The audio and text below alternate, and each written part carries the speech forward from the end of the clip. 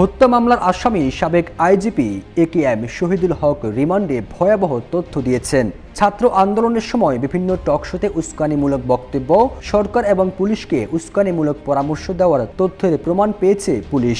এ সংক্রান্ত কয়েকটি ভিডিও পুলিশের সাবেক এক কর্তাকে দেখানোর পর কোনো কিছুই অস্বীকার করেননি তিনি। শহীদুল হক দাবি করেন, হাসিনা সরকারের পক্ষ থেকে সাবেক পুলিশ কর্তাদের ভোকাল হতে বলা হয়েছিল। ঢাকা মহানগর গোয়েন্দা পুলিশ কর্মকর্তারা বলছেন, রিমান্ডে তিনি স্বীকার করেছেন ছাত্র জনতার আন্দোলন দমনের নামে নিপীড়ন, নির্যাতন, গ্রেপ্তার ও গণহত্যায় পুলিশকে উস্কানিমূলক পরামর্শ দিয়েছেন শহীদুল হক। জিজ্ঞাসাবাদে জড়িত এক গোয়েন্দা কর্মকর্তা গণমাধ্যমকে জানান, গ্রেপ্তারের সময় বাসা থেকে তারই লেখা পুলিশের জীবনের স্মৃতি, স্বৈরাচার পতন থেকে জঙ্গি দমন নামে একটি বই নিয়ে আসি। সে বইটি ঘেঁটেছি। যে কেউ বইটি পড়লে তার আত্মস্বীকৃতি অপরাধী পুলিশ কর্মকর্তা ভাববেন। ওই কর্মকর্তা বলেন, তিনি ছাত্র জনতার আন্দোলন দমনে উস্কানিমূলক বেশ কিছু মেসেজ, পরামর্শ ও যোগাযোগের তথ্য প্রমাণ ও ভিডিও নিয়ে তাকে জিজ্ঞাসাবাদ করা হয়। তিনি অস্বীকার করেননি। তিনি বলেছেন, সরকারকে সহায়তা এসব করেছি। সাবেক পুলিশ কর্তা হিসেবে সরকারের ভোকাল হতে বলা হয়েছিল বলেও দাবি করেন তিনি।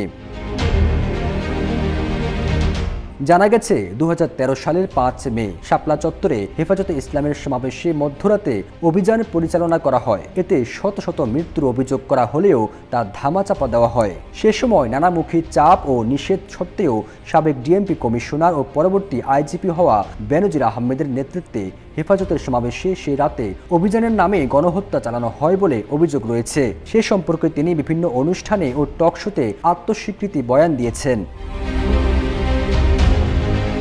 গত 3 সেপ্টেম্বর দিবাগত রাতে পুলিশের সাবেক এই কর্মকর্তাকে রাজধানীর উত্তরা 16 নম্বর সেক্টর থেকে গ্রেপ্তার করে ঢাকা মহানগর গোয়েন্দা পুলিশ। পরদিন 4 সেপ্টেম্বর সকাল 7:30টার দিকে হত্যা মামলায় গ্রেপ্তার দেখিয়ে 10 দিনের রিমান্ডের আবেদন করে তাকে আদালতে পাঠানো হয়। পরে আদালত নিউ মার্কেটের ব্যবসায়ী আব্দুল ওয়াদুদ হত্যা মামলায় শহীদুল হকের 7 দিনের রিমান্ড মঞ্জুর করেন। 7 দিনের রিমান্ড শেষে আজ বুধবার সকালে শহীদুল হককে আদালতে হাজির করে কারাগারে আটকে রাখার আবেদন করেন নিউ মার্কেট থানার সাব ইন্সপেক্টর বাইজুদ বোস্তামি। পরে আদালত তাকে কারাগারে পাঠানোর আদেশ দেন। শহীদুল হককে 2014 সালের 30 ডিসেম্বর আইজিপি হিসেবে নিয়োগ দেয় আওয়ামী লীগ সরকার। 2018 সালের 31 জানুয়ারি অবসরে যান তিনি। এরপর দ্বাদশ সংসদ নির্বাচনে শরীয়তপুর 1 আসনে নৌকা প্রতীকে লড়তে আওয়ামী লীগ থেকে মনোনয়নপত্র সংগ্রহ করেছিলেন তিনি, যদিও তাকে দলীয় মনোনয়ন দেয়নি আওয়ামী লীগ।